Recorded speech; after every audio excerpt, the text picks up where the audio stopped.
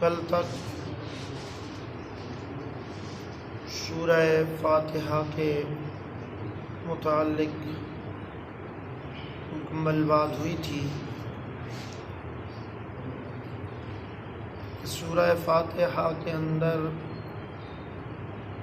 ہم کیا پڑھ رہے ہیں، اس کا مطلب اور اس کا مقصد کیا ہے۔ جب ہم توجہ کے ساتھ الفاظ ادا کر کے اس کے معنی پر غور کرتے ہیں، ایک تو ہمیں اللہ تعالیٰ کی توحید اور اللہ کا قرآن سمجھ آتا ہے، اور دوسرا اس نماز کا سرور اور اس نماز کا مزہ بھی اپنا ہی ہوتا ہے۔ اس کے بعد آمین پہ کچھ بات ہوئی تھی کہ آمین جو ہے وہ ایک دعائیہ کلمہ ہے، اور قرآن کا حوالہ دیا تھا کہ دعا جو ہے وہ آہستہ آواز میں کی جاتی ہے۔ اسی طرح ابو داؤد شریف صفحہ 120 حدیث ہے کہ رسول اللہ صلی اللہ علیہ وسلم سے دو سکتے، ایک جب آپ صلی اللہ علیہ وسلم تکبیر تحریمہ کہتے ہیں، سکتہ کا مطلب ہے کہ بالکل آواز کو ختم کر دینا، روک دینا، اور دوسرا جب آپ غیر المغضوب علیہم ولا الضالین یہاں تک قرات کر لیتے تو پھر آگے خاموش ہو جاتے، یعنی دل میں کہتے آمین۔ اور اس کی سند جو ہے وہ حسن نہیں بلکہ صحیح ہے۔ اسی لیے آمین جو ہے احناف نے قرآن مجید کے دلائل سے ہمیں بتایا کہ آہستہ کہنا یہ بہت ہی افضل اور اولیٰ طریقہ ہے۔ حضرت ابو ہریرہ رضی اللہ تعالیٰ عنہ سے بھی حدیث ہے کہ قال آمین حتی یسمع، حضرت نبی کریم صلی اللہ علیہ وسلم آمین فرماتے، یعنی یہ وہ حدیث آپ کے سامنے پیش کر رہا ہوں جس میں آپ صلی اللہ علیہ وسلم نے اگر بلند آواز میں کہی ہے تو وہ بھی کتنی، حتی یسمع، کہ پہلی صف کے جو لوگ ہیں نا صرف وہ سنتے ہیں۔ یہ بھی طریقہ نہیں تھا کہ پوری مسجد میں آواز جائے۔ وہ پہلی صف میں کس طرح سنتے؟ اگر انسان آہستہ گوشے میں بات کرے تو تب بھی پہلی صف میں آواز جاتی، لیکن جس طرح آمین آج رواج بن چکا ہے، سنت تو نہیں ہے، رواج ہی کہہ سکتے ہیں، کہ امام اگر کہے یا پہلی صف میں کھڑا ہوا کہے تو 10ویں صف تک آواز جائے گی، اور جو نیا بیچارہ کوئی مسجد میں جائے تو اس کا حال اس سے ہی بندہ پوچھ سکتا ہے کہ اس کا کیا ہوگا۔ اس لیے اللہ کی عبادت کو عبادت کر کے کریں، نہ کہ اسے لوگوں کے سامنے مذاق بنائیں۔ اب رکوع ہے، یاد رکھیں رکوع اور سجدہ یہ اللہ تعالیٰ کی وہ عبادت ہے کہ جو کسی، یعنی جنازہ ہم پڑھتے ہیں تو جنازے کے اندر صرف قیام ہی قیام کیا گیا ہے، وہاں رکوع کیوں نہیں رکھا گیا، سجدہ کیوں نہیں رکھا گیا؟ کیونکہ وہاں سامنے میت پڑی ہے۔ اس لیے ہمیں سبق دیا گیا کہ رکوع بھی اللہ کے سامنے، سجدہ بھی اللہ کے سامنے۔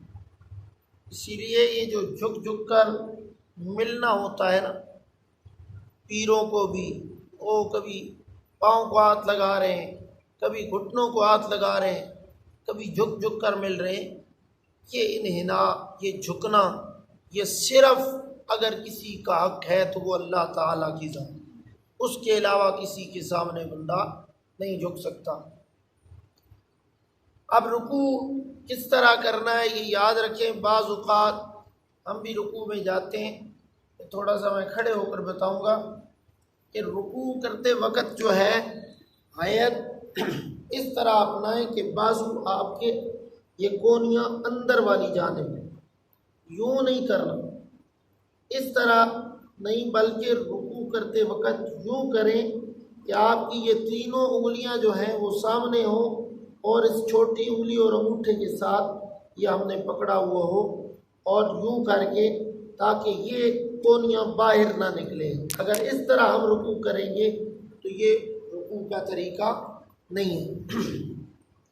اسی طرح اب رکوع میں جب ہم جائیں گے تو وہاں پہ ہم پڑھیں گے سبحان ربی العظیم،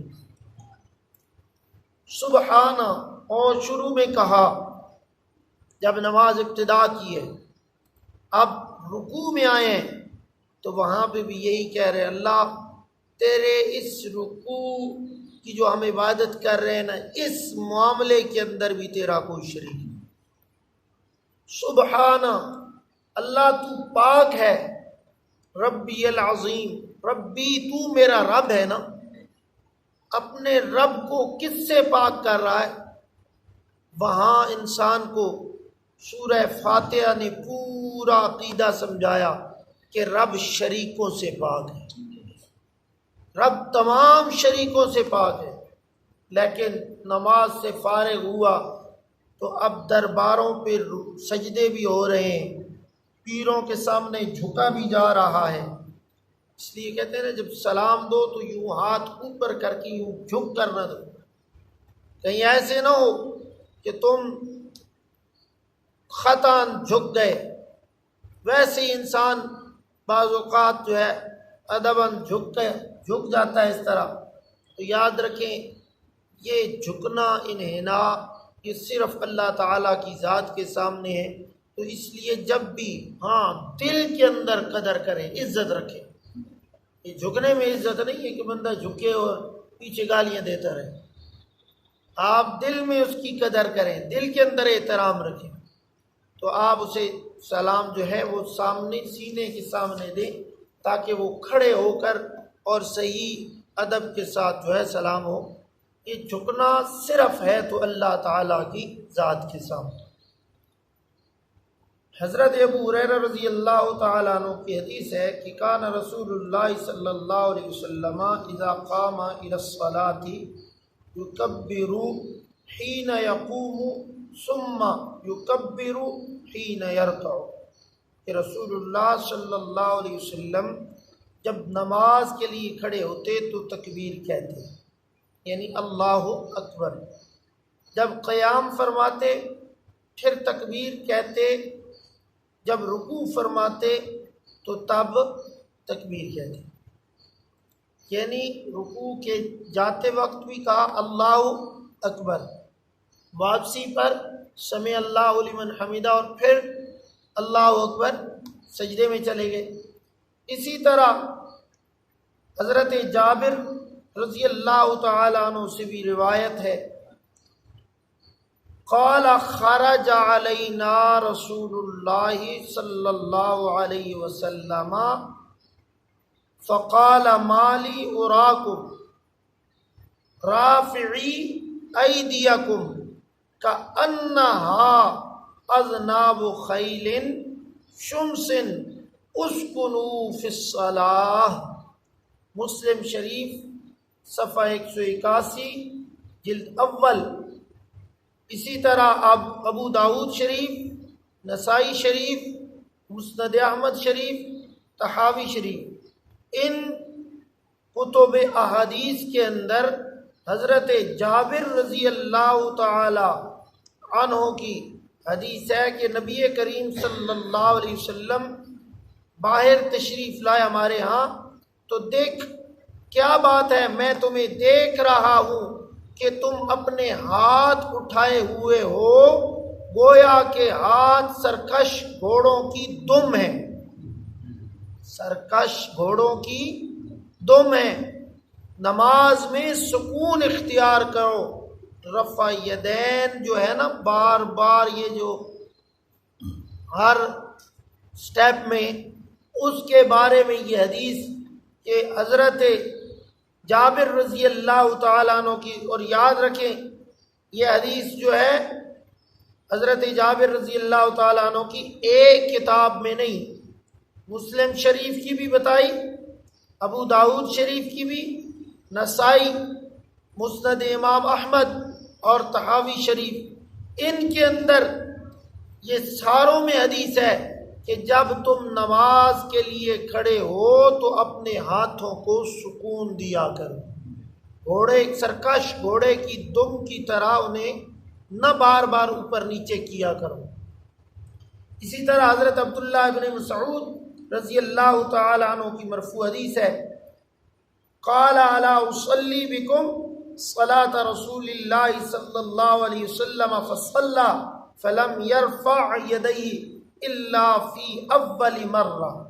ترمذی شریف صفحہ 35 جلد 1، ابو داؤد شریف صفحہ 116 جلد 1، اسی طرح نسائی شریف صفحہ 161 جلد 1، مصنف ابن ابی شیبہ، موطا امام محمد، مسند احمد، طحاوی شریف. اور یہ حدیث ہے بھی حسن کہ حضرت عبداللہ بن مسعود رضی اللہ تعالی عنہ نے اپنے تلامذہ یعنی شاگردوں کو، طالب علموں کو نماز کی عملی تعلیم دیتے ہوئے فرمایا، کیا میں تمہیں رسول اللہ صلی اللہ علیہ وسلم کی نماز پڑھ کر دکھاؤں؟ پھر آپ نے نماز پڑھی اور صرف پہلی دفعہ تکبیر تحریمہ میں رفع یدین کیا، یعنی تکبیر تحریمہ کہتے وقت اللہ اکبر کیا، اس کے بعد نہ کیا. اب یہ اسی طرح آگے حضرت ابو ہریرہ رضی اللہ تعالیٰ عنہ کی بھی حدیث ہے، ابو داؤد شریف صفحہ 116 کے اندر، اور اسی طرح نسائی شریف، ترمذی شریف اس کے اندر میں بھی ہے، اور بھی بہت ساری احادیثیں ہیں.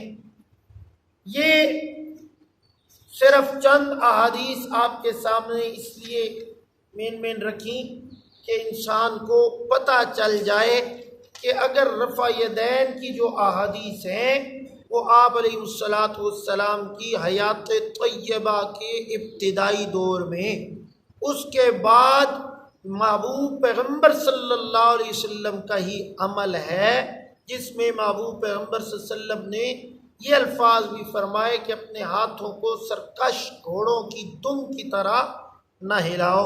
تعلیم پھر بعد میں دی کہ نہ دی.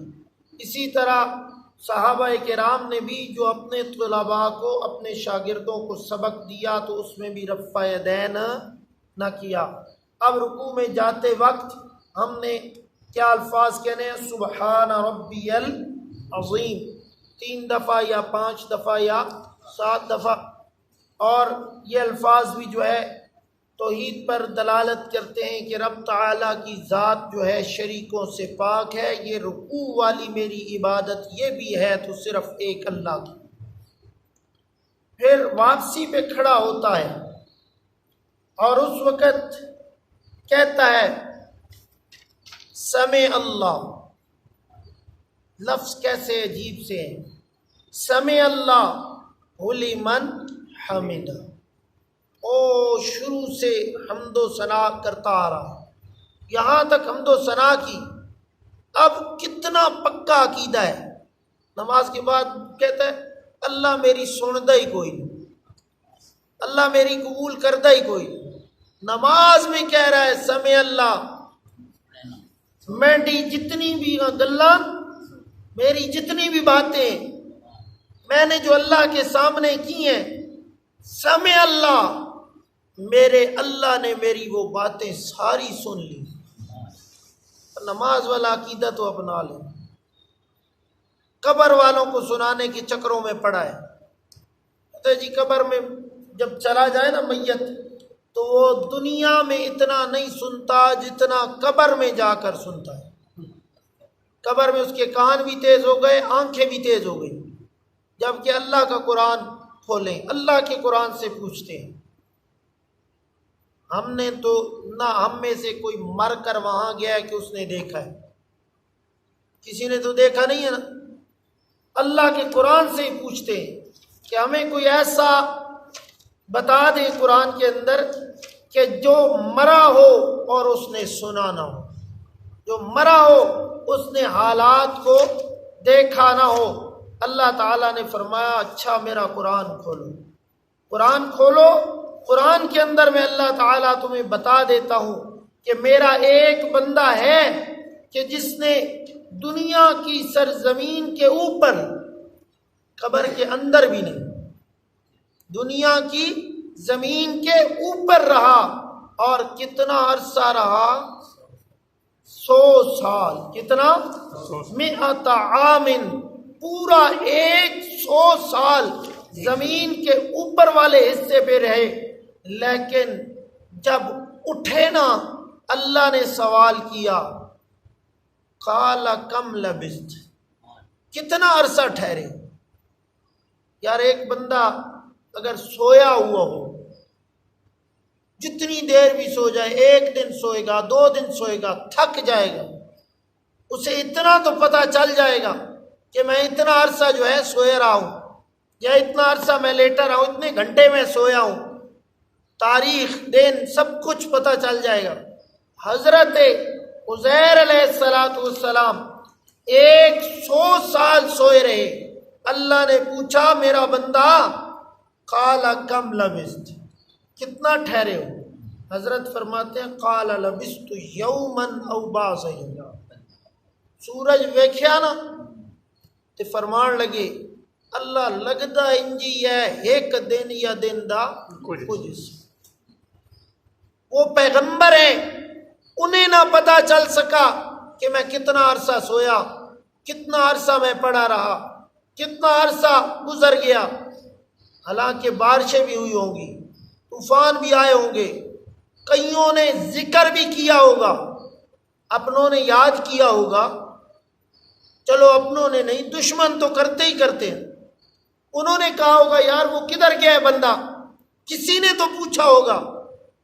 اگر سنتے ہوتے، جانتے ہوتے تو حضرت عزیر کو پتہ ہوتا نا مجھے فلاں بھی یاد کرتا رہا ہے، فلاں بھی یاد کرتا رہا ہے، سوال کیا تھا یہ بستی اجڑی ہوئی کیسے زندہ کرو گے؟ اللہ نے پورا سبق دے دی کہ بعد میں آنے والے لوگوں کو بھی پتہ چلے۔ اس لیے ضد اناد کا کوئی علاج نہیں۔ اللہ کا قرآن کہتا ہے اِنَّكَ لَا تُسْمِعُ الْمَوْتَى، یا تو پھر کہو کہ بندہ مرتا ہی نہیں، ہم جان بوجھ کے قبر میں پھینک آتے ہیں۔ پہلی بات تو یہ ہے، پھر پکا اس پہ ڈٹو، بندہ مرتا ہی نہیں ہے، ہم ویسے پھینک آتے ہیں۔ اور زندہ درگور کرنے والا اللہ تعالیٰ نے اسے فرمایا نا بِأَيِّ ذَنبٍ قُتِلَتْ، قیامت کے دن زندہ درگور کی ہوئی بچیاں جو ہے وہ سوال کریں گی ہمیں کس جرم میں قتل کیا گیا تھا، پھر اس جواب کا انتظار کر۔ یا اگر مانتے ہو کہ مر گیا تو پھر اللہ کے قرآن کو بھی مان، اِنَّكَ لَا تُسْمِعُ الْمَوْتَى۔ رب نے قرآن میں بالکل فیصلہ کر دیا، لیکن انسان ضد سے ہٹ کر قرآن کو دیکھے، ضد سے ہٹ کر قرآن کو مانے تو قرآن اس کا رستہ آسان کر دیتا۔ لیکن اگر صرف یہی کہا جائے نہ ان کے قریب نہ جانا، ادھر جاؤ گے تو بس، یہ تو ابو جہل بھی کہتا تھا کہ رسول اللہ صلی اللہ علیہ وسلم کے قریب نہ جانا، قرآن کی آواز کان میں پڑے گی تو بس تم اپنوں سے دور ہو جاؤ گے، بیگانے ہو جاؤ گے۔ یہی درس، یہی سبق آج بھی لوگوں کو دیا جا رہا ہے۔ شادیوں کے قریب نہ ہونا، یہ قرآن سناتے ہیں تو بندہ تبدیل ہو جاتا ہے۔ اور بھائی قرآن ہی اصل اللہ تعالیٰ نے ہدایت کا ایک ذریعہ بنایا، ہدی للمتقین، اللہ نے خود قرآن میں فرما دیا یہ متقین کے لیے ہدایت ہے۔ اس لیے نماز میں جب کہتے ہیں نا سمع اللہ لمن حمدہ، میرے اللہ نے میری سن لی ہے جو کچھ میں نے اس کی حمدیں کی ہیں، جو کچھ اس کی باتیں کی ہیں۔ جب نماز میں تیرا عقیدہ یہ ہے کہ میری سننے والا وہ اللہ ہے، میری جاننے والا وہ اللہ ہے، میری ہر عبادت کے لائق وہ اللہ ہے، میری ہر مدد کے لیے وہی ذات ہے، تو پھر نماز کے بعد بھی وہی عقیدہ رکھ پھر نماز کے بعد داتا علی حجویری یا فلاں فلاں، یہ پھر عقیدہ تیرا جو ہے قرآن کے بھی خلاف ہے، تیری اپنی نماز کے بھی خلاف ہے۔ اللہ تعالیٰ سے دعا ہے اللہ ہمیں صحیح سمجھے اور عمل کرنے کی توفیق دے۔